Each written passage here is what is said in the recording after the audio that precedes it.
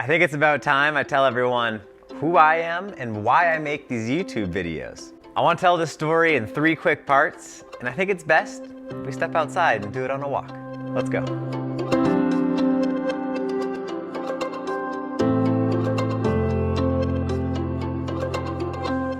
As a kid, I always wanted a dirt bike, but my parents said it was just too dangerous, and basically they just said no. But luckily, they did compromise with a BMX bike, which turned out to be super rad. I would stack up old car tires in the driveway, put a plank on them, and just build simple jumps. This led to digging dirt jumps, and then eventually it all led to actual racing. I wasn't very good at BMX racing, and at the national level, I honestly sucked. My best friend at the time and his dad invited me out mountain biking, and I loved it. This also had the payoff that after a few more rides, I became a way better BMX rider. That actually taught me something then that I still believe today, and that's if you want to be good at riding your bike, you need to learn how to do a ton of different things. Growing up in the Santa Cruz Mountains, I got to go to just about every Sea Otter Classic starting in around 1995. This meant that I got exposed to the mountain bike lifestyle at a very young and very impressionable age. To my childhood self, this lifestyle seems awesome. Let's get off this tree before I die.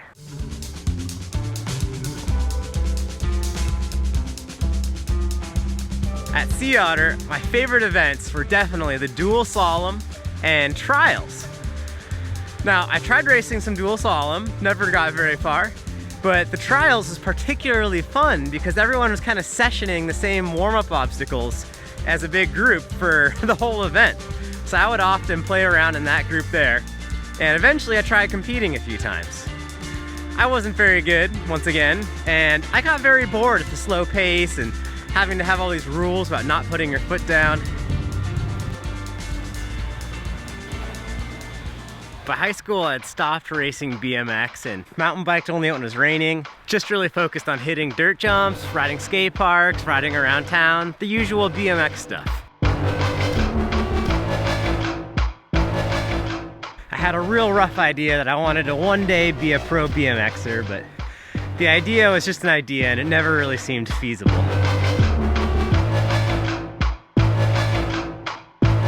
As I set off for university down at Cal Poly in San Luis Obispo, I kind of had a sneaking suspicion I'd ride more mountain bikes as I got older.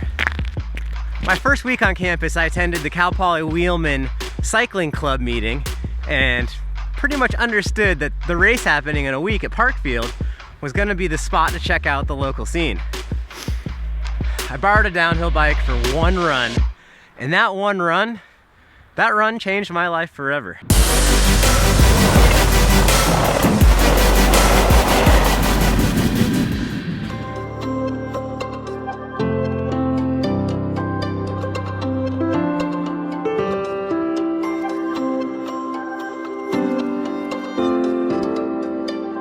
That single run down the downhill course was awesome, but the whole Parkfield weekend in general was what really opened my eyes. But what was really cool is that event as a whole. 300 college students are camping out well over 100 miles from the nearest city, and really the whole weekend is about riding your bike and having a good time. There we go. This made me really want to get involved with Cal Poly's collegiate cycling team, which meant every weekend we would go to a new mountain bike race. I really liked it and wanted to get a lot better, so I dedicated myself to doing tons of skills drills. Woo! Double that, double! Oh! Come on, Owen! Weed's right behind you! Let's go! Literally every day I would go outside and practice cornering, braking, jumping, everything. The collegiate racing led to getting involved with the Norba National Circuit. This is back when Norba was really big and put on a ton of good races. We would often drive to Utah and Colorado or across California for some of these events. In 2004, I actually earned an overall championship in mountain cross and gated style racing. By my junior year, I realized I really wanted to study abroad, and I was lucky enough to go to Spain for this. I've always been convinced that you can travel anywhere in the world with just a bicycle, and you'll immediately have friends wherever you arrive.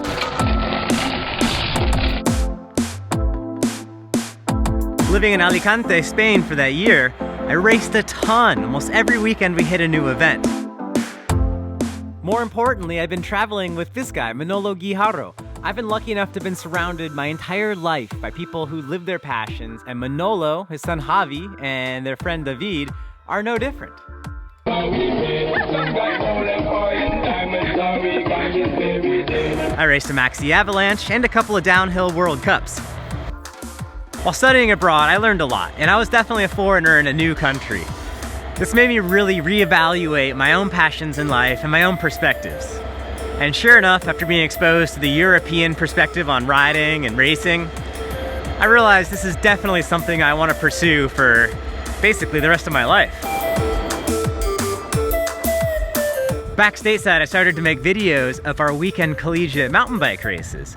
I would often film the race Saturday and Sunday, edit Monday and Tuesday, and then show the video to the club on Wednesday.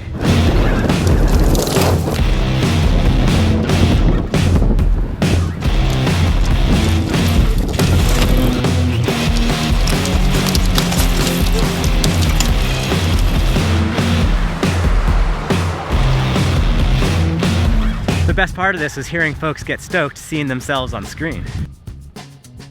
For many of us, 2008 was a pivotal year. I'd been working 3 jobs so that I could survive and afford my first ever dirt bike. Sorry, Mom and Dad.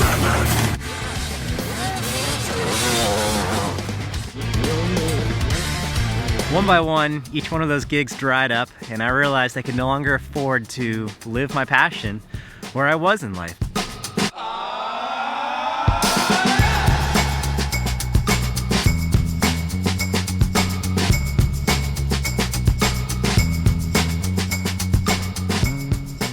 I had to grow up and get a real job. Then eventually, I found IBIS.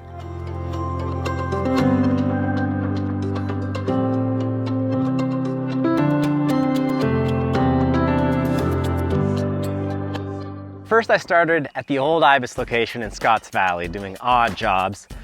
And then they were moving to the new location where they currently still are on the west side of Santa Cruz, and I was hired to help with the move.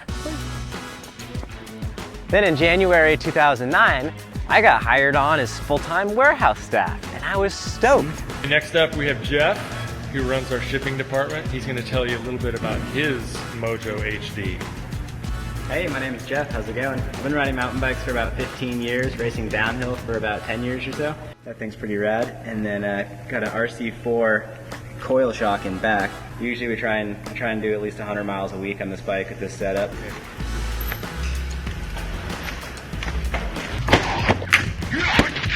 After a couple of years of that, I got promoted up into the sales room, doing inside sales. I was thrilled to have this job and put everything I had into it. Now at this time, US racing was basically dead. There were a bunch of cool one-off races like Downeyville Classic, Ashland Super D.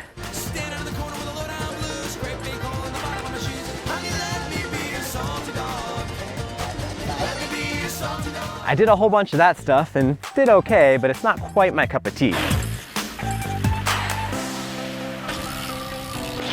In 2012, I got to actually race a couple of enduro events. Oy. I love these and actually did really well in them, landing on a bunch of podiums. By 2013, I was competing in the whole enduro series on the West Coast, the California Enduro and the Oregon Enduro series both. And I was holding down some respectable finishes while working a full-time 40-hour-a-week office job.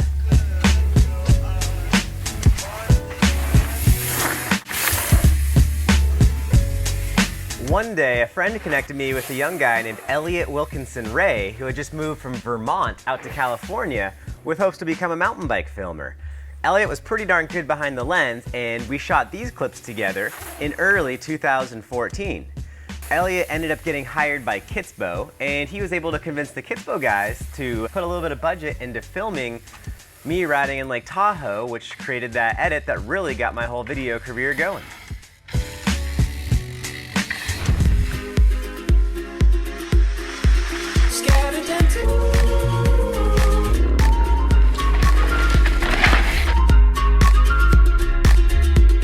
Now in March 2015, I got offered a job over at WTB managing international sales.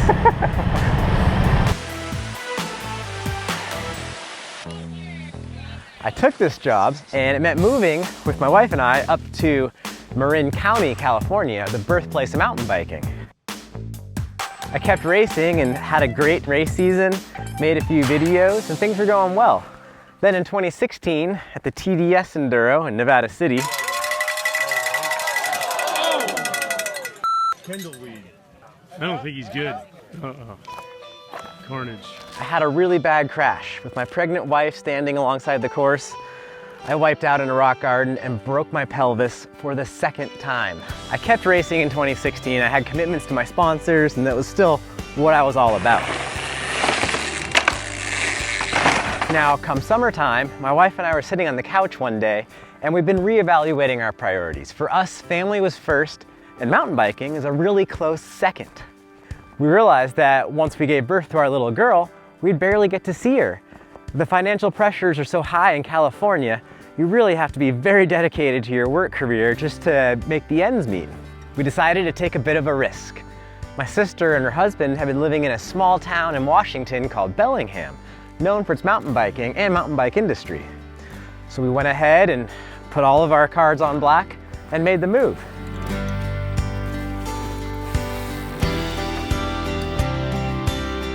For the first year in Bellingham, I was working remotely for WTB, traveling to a bunch of trade shows and the like, and I was still producing videos.